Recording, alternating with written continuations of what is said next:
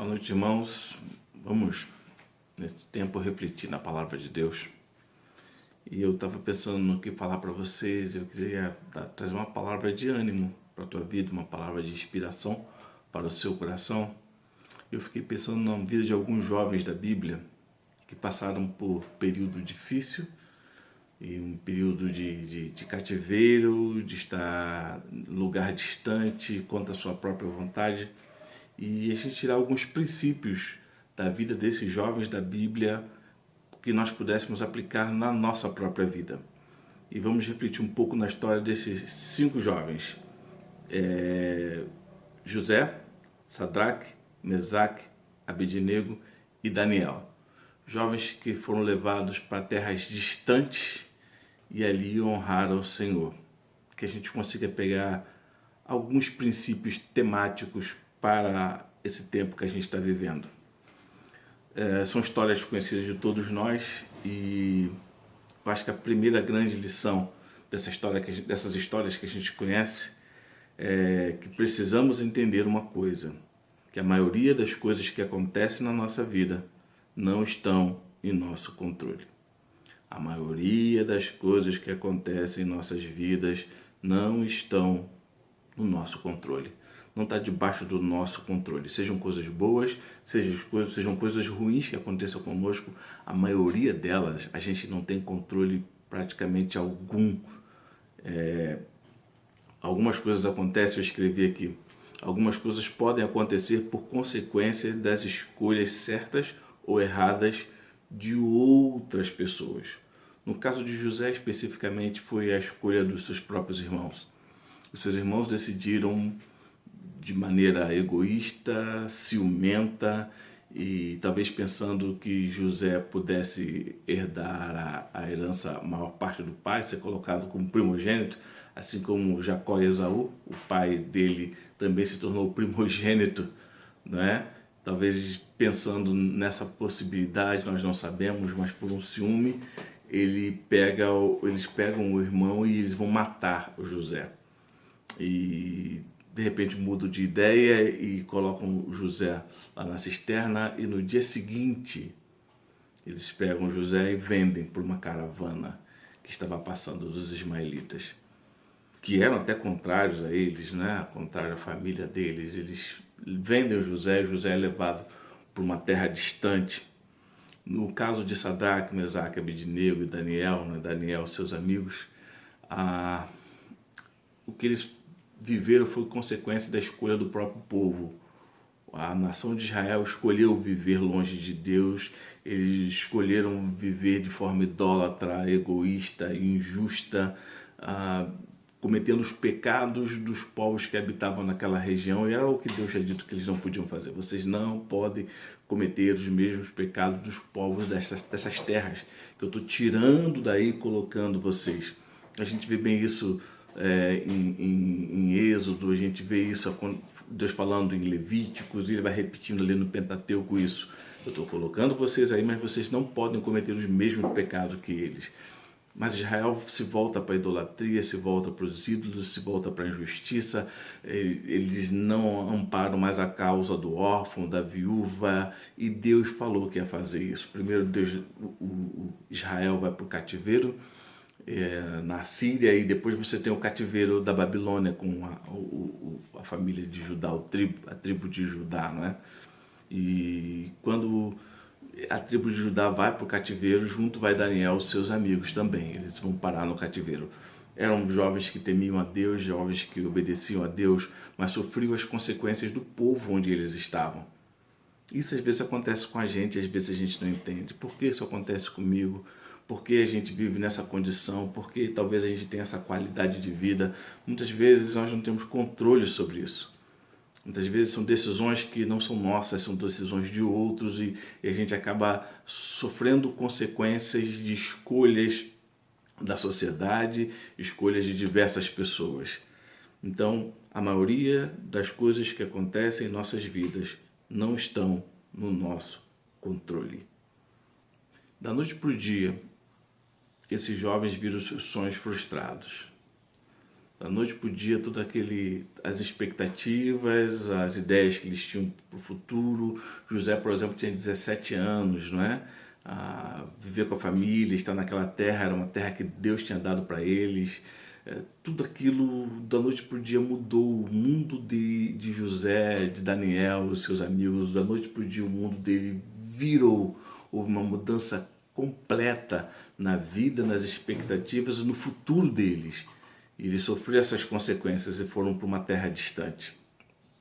O segundo ponto que a gente pode pegar nessas histórias é que a nossa fé e os nossos valores, eles são fundamentais para enfrentar as crises e as mudanças da vida. A nossa fé e nossos valores são fundamentais para enfrentar as crises e mudanças da vida. Então, a gente, quando fica isolado muito tempo, a gente vai ficando meio existencialista. Isso não é muito legal, não. Mas a gente vai ficando meio existencialista. A gente fica, meu Deus, por quê? Por quê? Por quê? Por quê? O que eu deveria fazer? Será que eu devo ir? Não devo ir? A gente fica medindo as consequências dos nossos atos. A gente fica pensando nisso. A gente fica meio existencialista. E nesse meu devaneio existencialista, eu lembrei de uma frase de Sartre. Sartre, ele fala uma frase que é bem interessante, e eu vou tirar essa frase desse contexto para aplicar no contexto que a gente está abordando aqui, desses princípios que a gente pode retirar dessas lições. E a frase é o seguinte: o importante não é o que fizeram de você, e sim o que você vai fazer do que fizeram de você. José ele foi vendido para Potifar. Potifar ele compra José e José passa a ser escravo de Potifar. Potifar, o dono dele, ele passa a fazer serviços na casa de Potifar, os serviços não remunerados de escravo. Ele tinha um dono agora, ele não tinha mais escolha da sua vida, ele não tinha escolha do seu tempo, ele não tinha escolha do seu futuro. Tudo estava na mão de Potifar, numa terra estranha, numa terra idólatra, numa terra onde as pessoas não conheciam Deus, uma terra onde as pessoas não faziam a vontade de Deus. Ali foi viver José. Daniel e seus amigos foram para a corte da Babilônia e junto com eles foram 3.023 pessoas da elite e da aristocracia de Judá. Eles foram levados para lá, 3.023 pessoas. Junto foi Daniel, Sadraque, Mesaque e Abednego. E o tempo deles, o esforço deles, a vida deles, o futuro deles, tudo estava na mão do rei da Babilônia e de toda a corte da Babilônia. E como a gente faz num momento como esse? Quando a gente olha o que fizeram de nós. Olha o que fizeram de nós. Eu tinha todo um pensamento, eu tinha todo o futuro, eu tinha todo um planejamento, mas o que fizeram de mim? Onde estou agora? E interessante, eu escrevi aqui. O que diferenciou esses jovens foi o que eles levavam dentro deles. O que diferenciou Sadraque, Mesaque, Abednego, Daniel e José foi uma atitude interna.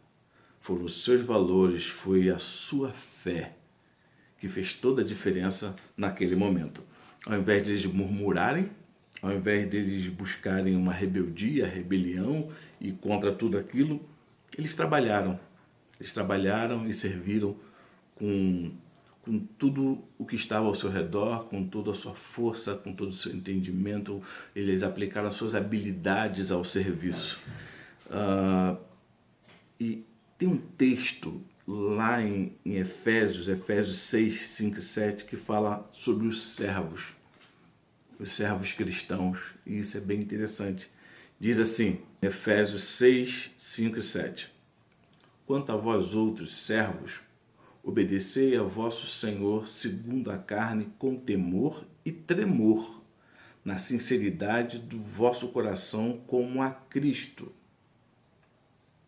não servindo à vista como para agradar a homens, mas como servos de Cristo, fazendo de coração a vontade de Deus, servindo de boa vontade, como ao Senhor e não como a homens, certos de que cada um, se fizer alguma coisa boa, receberá isso outra vez do Senhor, quer seja servo, quer livre. E eles serviram ali, serviram com toda a sua habilidade, todas as suas forças, como se estivesse servindo ao Senhor, como se estivesse trabalhando para o Senhor. E eu escrevi mais aqui. Mesmo sem entender tudo o que estava acontecendo, eles seguiram fazendo a vontade de Deus. Isso é fé. Isso é confiança. Não confiança nos homens, não confiança nas circunstâncias, não confiança na sociedade, mas confiança em Deus. Fé. E tem uma frase que eu gosto bastante do pastor Jeremias, que ele fala e é bem legal. Diz assim: andar por fé é saber que a maioria dos seus questionamentos jamais serão respondidas. Isso é andar por fé. Eu não ando pelo que eu vejo, eu não ando pelo que eu sinto, eu não ando pelo que está diante de mim, diante do contexto, diante da sociedade. Eu ando confiando no Senhor. Eu ando fazendo a vontade do Senhor, porque o que eu faço é para glorificar a Deus. Isso para nós é inspirador, é inspirador. Vamos recordar? Então eu falei que a maioria das coisas que acontecem em nossa vida não estão no nosso controle. Também falei que a nossa fé e nossos valores são fundamentais para enfrentar as crises e mudanças da vida. Mas tem mais coisas que a gente pode pescar aí tematicamente dessa história desses jovens, que é: precisamos estar conscientes que a vida pela fé não nos isenta de passar pelas adversidades neste mundo. Uma coisa interessante é que a fé ela é um escudo contra as tentações do maligno. A fé é um escudo contra as tentações do maligno. Mas a fé ela não é uma blindagem contra as adversidades da vida. A fé não é uma blindagem contra as adversidades, os percalços, as situações que acontecem na nossa vida. Jesus disse lá em João 16:33, tenho-vos dito isso, para que em mim tenhais paz. No mundo tereis aflições, mas tende bom ânimo, eu venci o mundo. E muitas vezes nós pensamos que o texto diz eu venci o mundo, então vocês também vencerão. Não, o texto não diz eu venci o mundo e vocês também vencerão. Não. A Bíblia diz que ele venceu o mundo e ele segue vencendo o mundo. Quem vence o mundo é ele. Quem vence o mundo não sou eu. Mas tem uma coisa especial em relação à fé. E esse texto está lá em 1 João, capítulo 5. O 1 João, capítulo 5, versículo 4. Diz assim: porque todo o que é nascido de Deus vence o mundo. E esta é a vitória que vence o mundo, a nossa fé. Mas como assim a nossa fé? A fé não é um escudo? Mas a nossa fé é a fé no Senhor Jesus. E Ele venceu o mundo. Então, se eu estou nele, eu sou mais do que vencedor. Eu venci pela graça dele, a graça do Senhor. Então, o texto não diz que eu vou vencer o mundo. Não, o texto diz que já vencemos. Já vencemos pela graça do Senhor. O que eu preciso fazer é seguir crendo, é seguir confiando nele, porque ele vai me livrar de todas as tentações do maligno. Se eu seguir confiando, é um escudo. Mas e se eu passar por doença, e se eu passar por tristeza, se eu passar por angústia, se eu passar por situações de privações nesse mundo? Nesse mundo eu vou ter aflição, assim como o Filho do Homem, o Filho de Deus também teve. Mas isso serve como testemunho segundo os propósitos de Deus. Então, pensa na vida desses jovens. Tudo estava relativamente bem com eles. Relativamente bem, eles trabalhando ali, o Daniel e seus amigos trabalhando na corte, José trabalhando para Potifar, tudo estava bem. Mas passaram por uma adversidade muito grande. José, ele não cedeu ao assédio da sua dona. A sua dona assedia José e José não cede. Ele preferiu manter-se puro e foi acusado de tentar estuprá-la. Sadraque, Mesaque e Abednego, eles se negaram a curvar-se diante de um ídolo e acabaram acusados de insubordinação. Daniel negou-se a deixar de orar a Deus e foi acusado de rebelião. Tudo estava bem, tudo estava tranquilo e de repente tudo mudou. Tudo mudou. Ainda que eles confiassem em Deus, ainda que eles fizessem tudo certo, ainda que eles glorificassem ao Senhor, exaltassem ao Senhor, isso não os isentou de passar por adversidades. A gente tem uma coisa estranha, a gente esquece que a gente está nesse mundo, e a Bíblia diz que o mundo é mundano. A Bíblia diz que o mundo é mundano. Eu escrevi algo interessante. Muitas vezes nos surpreendemos quando o mundo age de forma mundana. Nós queremos ser totalmente aceitos, queremos ser totalmente admirados, queremos ser totalmente amados, queremos ser totalmente respeitados. A gente quer que o mundo haja como cristão.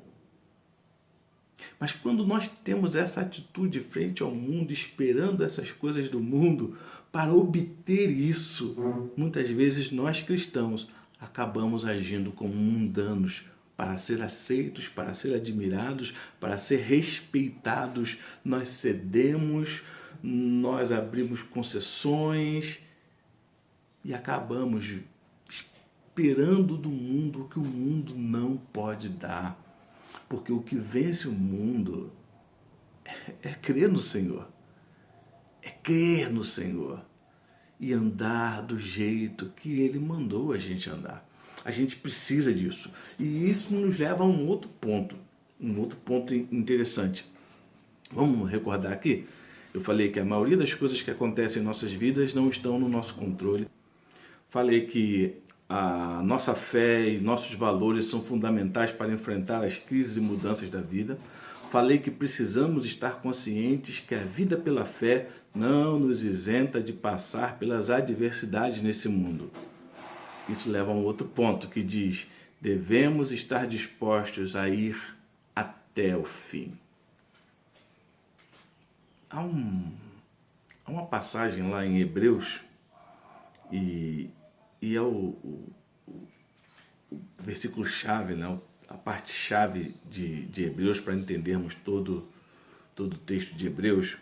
Está lá em Hebreus 12, 3 e 4, diz assim: considerai, pois, aquele que suportou tais contradições dos pecadores contra si mesmo, para que não enfraqueçais, desfalecendo em vossos ânimos. Ainda não resististes até o sangue, combatendo contra o pecado. Precisamos estar dispostos a ir até o fim. José, depois daquela acusação, ele foi deixado para morrer em uma prisão no Egito. Sadraque, Mesaque e Abednego foram lançados numa fornalha. Daniel foi jogado numa cova com leões famintos.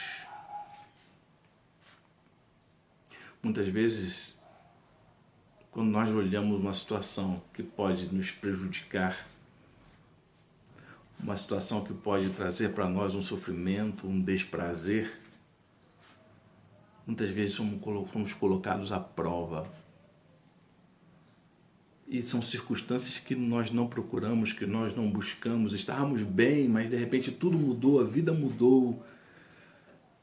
E aí que a nossa fé é provada, aí a gente vê o timbre da nossa fé. E fé é confiança no Senhor, é confiança e seguir fazendo a vontade dele, não importa o que esteja acontecendo à direita, não importa o que esteja acontecendo à esquerda, não importa o que esteja acontecendo lá atrás, não importa o que está acontecendo adiante de mim, não importa. Eu preciso seguir adiante. A fé me mostra isso. Então, quando eu olho essa questão da causa, de servir ao Senhor, me vem uma outra frase na minha mente que eu uma vez ouvi o Gondim falar, eu já repeti muitas vezes essa frase, é uma frase bem legal e eu quero que você reflita nisso. Diz assim: a grandeza de uma causa, ela não é medida através do que os seus seguidores podem lucrar com ela. A grandeza de uma causa, ela é medida pelo que os seus seguidores estão dispostos a perder por ela. Tua vida darás por mim, Pedro. Precisamos estar dispostos a ir até o fim, confiando no Senhor. Ainda que o futuro seja incerto, nós seguimos confiando, porque nós não andamos por vistas. Vamos recordar? Nós falamos que a maioria das coisas que acontecem em nossas vidas não estão no nosso controle. Falamos que a nossa fé e nossos valores são fundamentais para enfrentar as crises e mudanças da vida.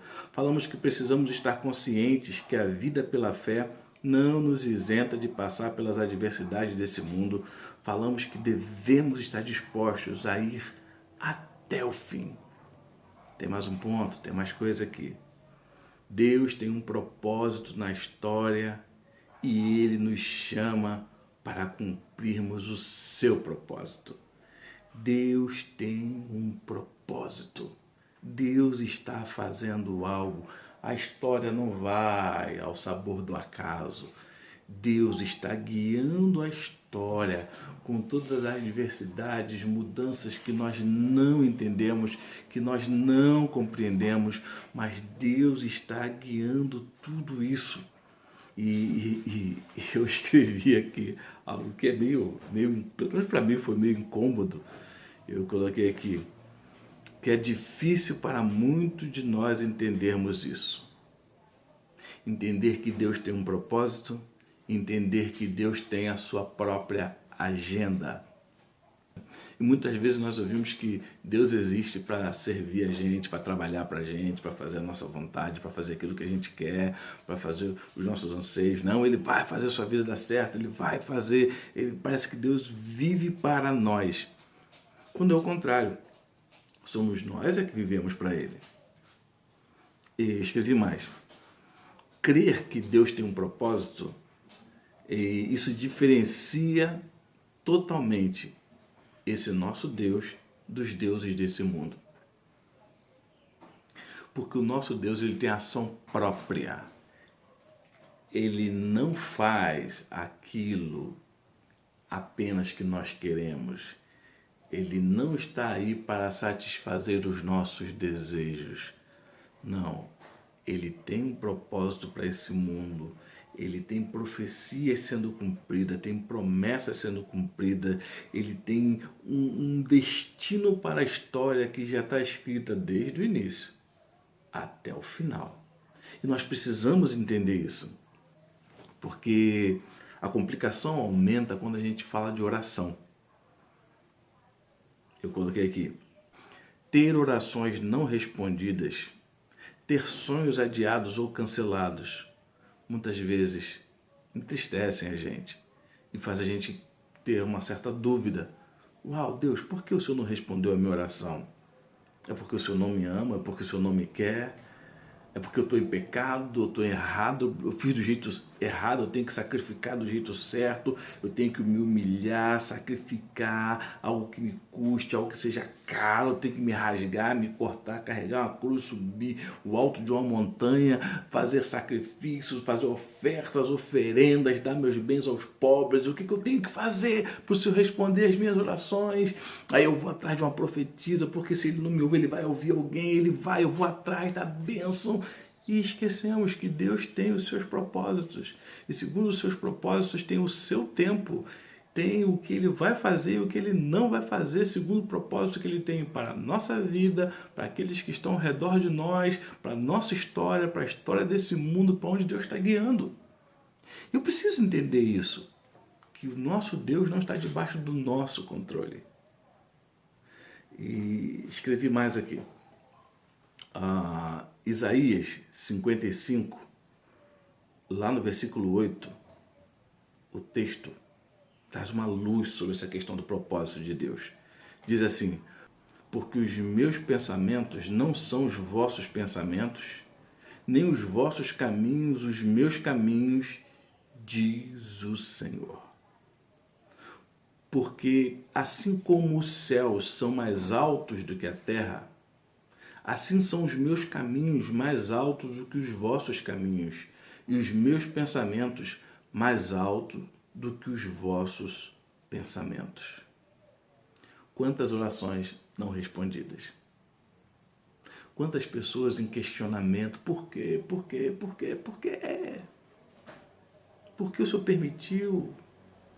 Por que foi desse jeito e não do outro? Imagina José naquela cova, à noite, sozinho, solitário. Quantas orações não respondidas? Que eles não me matem, que eles não me vendam. Senhor, que eu não seja comprado, que eu volte para casa. Senhor, que não aconteça isso. E nada aconteceu.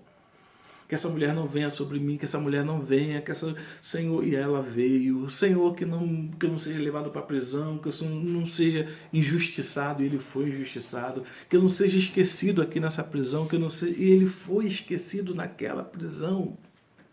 Quantas orações não respondidas, porque às vezes nós não entendemos os propósitos e os caminhos do Senhor.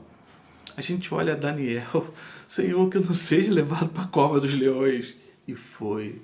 Imagina Sadraque, Mesaque e Abednego, o Senhor vai nos livrar. Não, Ele vai nos livrar, e ainda que Ele não nos livre, nós não nos dobraremos, não. O Senhor vai fazer alguma coisa, e Ele não fez. Eles caíram na fornalha, ele foi lançado na cova dos leões, ele foi para a prisão, ele foi esquecido na prisão, porque Deus tinha um propósito.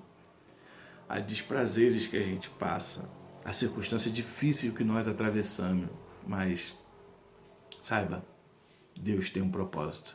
É vida de fé, é caminhada de fé. Eu coloquei aqui, eles não cumpriram os seus próprios sonhos. Aqueles jovens não cumpriram os seus próprios sonhos. Eles entregaram os seus sonhos a Deus e serviram com todas as suas habilidades e forças para que Deus fosse glorificado, para que o propósito de Deus fosse estabelecido. Não seja a minha vontade, mas a tua. Se possível for, passa de mim esse cálice. Mas contudo, Senhor, contudo, seja feita a tua vontade. Vamos recordar para a gente ir para o último ponto? Eu disse que a maioria das coisas que acontecem em nossas vidas não estão no nosso controle. Falei que a nossa fé e nossos valores são fundamentais para enfrentar as crises e mudanças da vida. Falei que precisamos estar conscientes que a vida pela fé não nos isenta de passar pelas adversidades desse mundo. Falei que devemos estar dispostos a ir até o fim. Deus tem um propósito na história e Ele nos chama para cumprirmos o seu propósito. Por último, confie em Deus. Confie em Deus. Ainda que você não saiba o que está acontecendo, Deus está no controle da história e os seus propósitos se cumprirão. Confia. Ainda que a estrada da sua vida degnadas, hajam curvas sinuosas, subidas que exigem um grande esforço, descidas perigosas, caminhos pedregosos, confie em Deus. Siga confiando no Senhor. E quando falo de confiança, sempre na minha mente vem o texto de Eclesiastes 11, eu já falei sobre Eclesiastes 11 para vocês em pregações passadas, mas eu quero ler de novo Eclesiastes 11 para terminar essa mensagem sobre confiança, confiar em Deus nesse tempo de adversidade que a gente está enfrentando. Eclesiastes 11, versículo 4 até o 6, acompanha aqui, diz: Quem somente observa o vento nunca semeará, e o que olha para as nuvens nunca cegará. Quem somente olha para o vento nunca semeará, e o que olha para as nuvens nunca cegará. A pessoa que fica esperando uma condição favorável.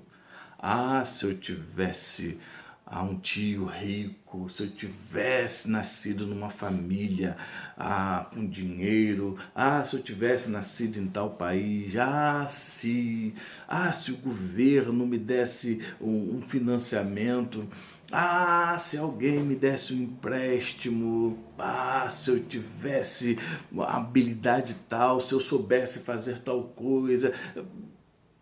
Fique esperando as condições exatas, certas, favoráveis para eu cumprir os propósitos, para eu fazer as coisas. Quem fica aguardando isso nunca semeará, nunca vai cegar, nunca vai produzir e desfrutar do produto, do trabalho que desempenhou. A gente precisa entender certas coisas. Versículo 5 vai dizer assim: assim como tu não sabes qual o caminho do vento, nem como se formam os ossos no ventre da mulher grávida, assim também não sabes as obras de Deus, que faz todas as coisas. Texto forte aqui pra gente, passagenzinhas fortes. Aqui, tu não sabes, nem como, também não sabes. Deus está fazendo algo que você não sabe. Deus está agindo e você não sabe. Deus tem os propósitos dele, Deus tem a agenda dele, Deus tem o tempo dele e você não sabe o que Deus está fazendo. Então a gente fica querendo certeza. Senhor, me dê uma promessa. Se o Senhor me der uma promessa, eu quero garantias. Então a gente fica atrás de garantias para que a gente possa agir na certeza de que vai dar certo. Tudo que a gente quer é ter a certeza de que vai funcionar, a certeza de que eu não vou sofrer, a certeza de que, eu vou sofrer, mas eu vou sofrer por quanto tempo? Vai ser muito sofrimento, pouco sofrimento? Não, eu quero portas abertas, eu não quero portas fechadas. Se a porta está fechada, não é tua, Senhor. Não, eu só quero as portas abertas. Eu não quero ter que entrar na terra prometida e ter que enfrentar gigantes, não. Eu quero uma terra prometida sem gigante, sem Jericó, sem mar vermelho, sem deserto. Não, eu quero a bênção completa sem ter que lutar. Não. O texto disse que você não sabe, eu e você, nós não sabemos o que Deus está fazendo. E é Deus que faz todas as coisas. E o versículo vai terminar aqui, o versículo 6, diz assim: diante disso, semeia pela manhã a tua semente, e à tarde não repouses a mão, porque não sabes qual prosperará, se esta, se aquela, ou se ambas igualmente serão boas. Você não sabe o que vai acontecer. Não está no teu controle. Não está livre das adversidades. Vai ser preciso uma caminhada, uma jornada de fé, uma jornada de confiança. Vai ser preciso você ir até o fim, você trabalhar, você se esforçar, você sair pela manhã. Vai ser preciso você ensinar o seu filho 1, 2, 3, 4, 5 vezes, voltar, chamar a atenção de novo. Vai ser preciso um esforço da sua parte. E você não sabe o que vai acontecer no futuro, porque tudo está na mão do Senhor. É Ele que faz todas as coisas. Semeia pela manhã a tua semente. À tarde, não repouses a mão. E não repouses a mão é interessante, diz aqui, eu escrevi, não significa seja diligente. Tenha esmero, afinco, dedicação. dedicação, seja dedicado. Trabalhe com esmero, trabalhe com afinco, seja diligente, não repouses a mão, não retenhas a mão, porque você não sabe qual das sementes vão prosperar. Se vai ser essa, se vai ser aquela, ou se ambas igualmente serão boas. A nossa fé é uma fé ativa, não é uma fé passiva, não é uma fé deitada eternamente em berço esplêndido, não. A nossa fé, ela vai adiante, ela vai em direção ao mar, ela vai em direção à vontade de Deus, para que a vontade de Deus se cumpra ainda quando eu não vejo, ainda quando eu não entendo, ainda quando as garantias não são postas. Eu sei que o meu Deus é maravilhoso e a sua vontade é boa, a sua vontade é perfeita, a sua vontade é agradável. E para terminar, o que você tem semeado nesse tempo de isolamento? Como você tem utilizado, por exemplo, uma coisa simples que eu vou falar agora para terminar. Como você tem usado as redes sociais? Você ficou só murmurando? Só culpando a esquerda, culpando a direita, só colocando para fora o seu pensamento, as suas opiniões? Como você utilizou, o que você semeou nesse tempo de isolamento, por exemplo, nas redes sociais mesmo? Eu me lembro, há algum tempo atrás, nós fizemos uma viagem para o Nordeste, e fomos a equipe de pastores e irmãos da igreja, fomos para o Nordeste, e o pessoal ficava rindo de mim, algumas pessoas ficavam rindo de mim, que eu ficava atrás de rede social, ou de rede de internet. Eu ficava atrás de rede de internet, procurando onde é que tem rede de internet. Às vezes descobrimos que na praça da cidade lá que a gente estava, tinha uma rede de internet grátis que funcionava. A gente ia para lá, para a rede, eu ia para lá e tal. E aí eu consegui um chip, vou botar um chip da região que dá para funcionar. Aí o pessoal descobriu que a minha operadora era só colocar o Rzinho na frente lá, configuração com R, que funcionava, e o pessoal rindo, e às vezes as pessoas não estavam entendendo o que estava acontecendo. É que eu descobri que dava para fazer uma faculdade online, à distância, e eu me inscrevi aqui na Estácio, aqui no Alcântara, né? Eu ganhei uma bolsa e eu comecei a fazer faculdade à distância.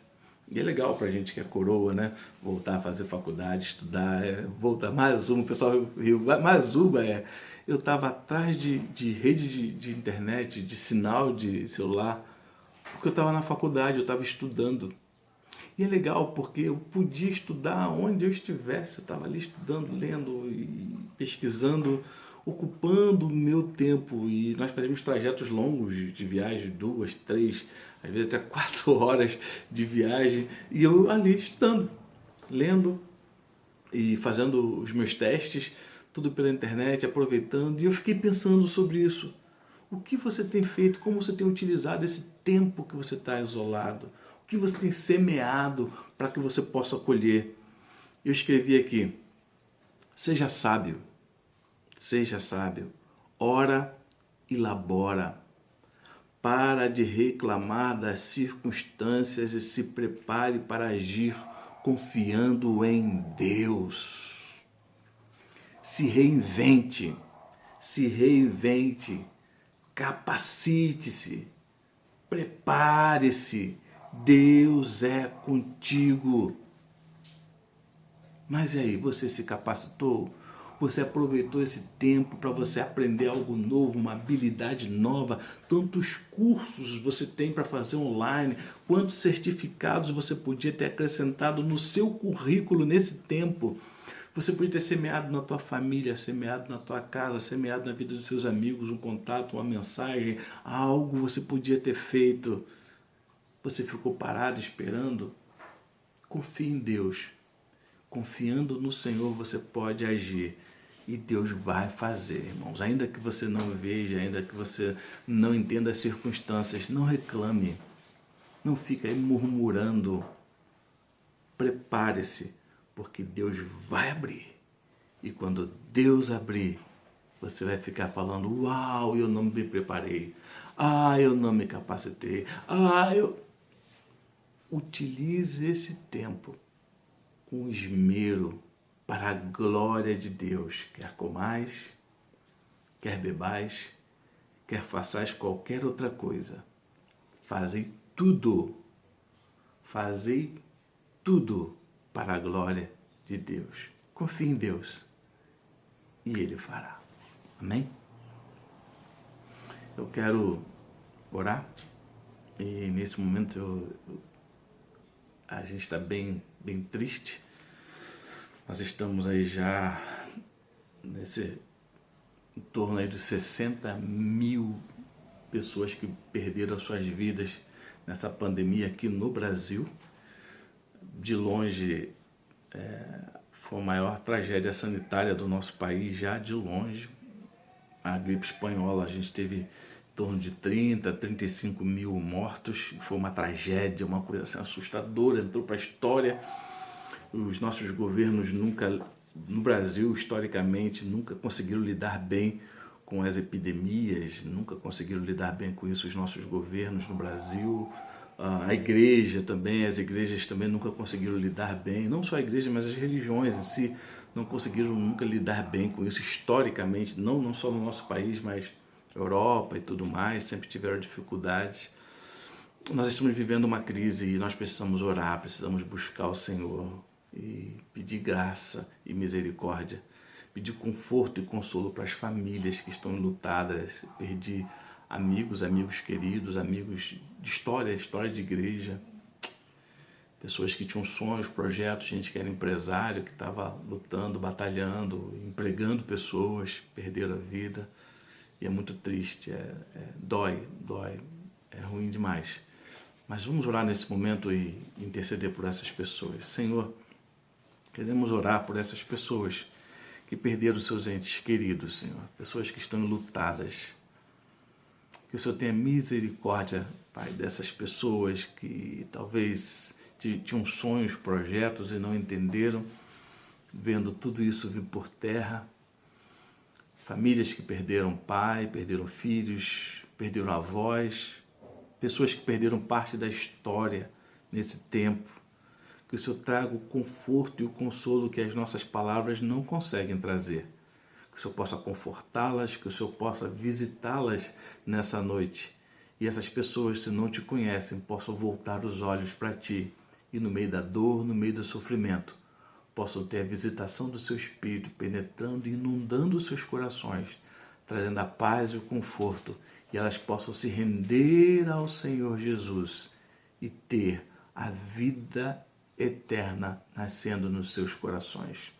Abençoa as nossas autoridades, dê a eles habilidade, dê a eles, ó Pai, coerência, dê a eles, ó Pai, competência para fazer um bom trabalho e logo, logo tudo isso passe, Senhor, logo, logo tudo isso se acabe, essa questão da vacina, que o Senhor possa dar sabedoria aos pesquisadores, que os produtos que estão sendo utilizados, os insumos todos necessários, que o Senhor dê a tua graça, como muitas vezes na história a gente viu, até por um acaso as pessoas descobriram uma cura de uma doença.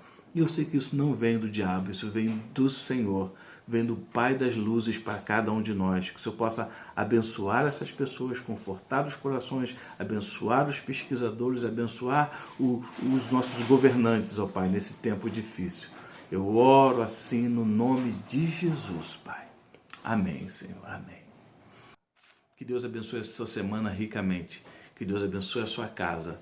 Prepare-se, capacite-se, aproveite com sabedoria esse tempo e que quando terminar você possa ir além, confiando no Senhor. Que Deus te abençoe.